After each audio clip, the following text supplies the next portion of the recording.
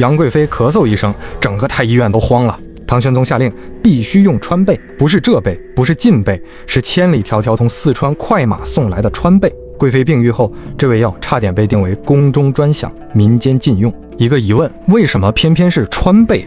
诗经里许穆夫人国破家亡，置彼阿丘，言采其盟。毛诗传点破，盟贝母也。说文云，盟贝母也。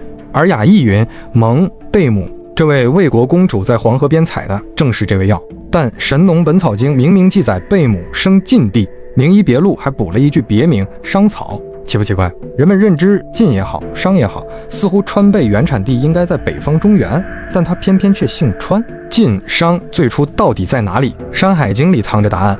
南山经载，贵之山，其上多金玉，其下多瑶碧，有木焉，其状如糖而赤也，名曰贵木，其实如梨，可以以净。贵与蒙同源，此山在西南腹地，药效以净，与本经贝母主金疮风镜完全吻合，这是同一味药的源头记录。这里的贵山就是大瓦山，以后有机会详解。更隐秘的线索在西山经，莱山江水出焉，其木多潭柘，其草多川芎贝母。郭璞注，江水出岷山，明确指向四川盆地西源，川芎贝母原产地都是四川。穆天子传在周穆王西巡，至于群玉之山，在贝母而归。屈原《离骚》揽木根以解产息，木根即贝母古称。楚王宫中的这味药同样来自西南。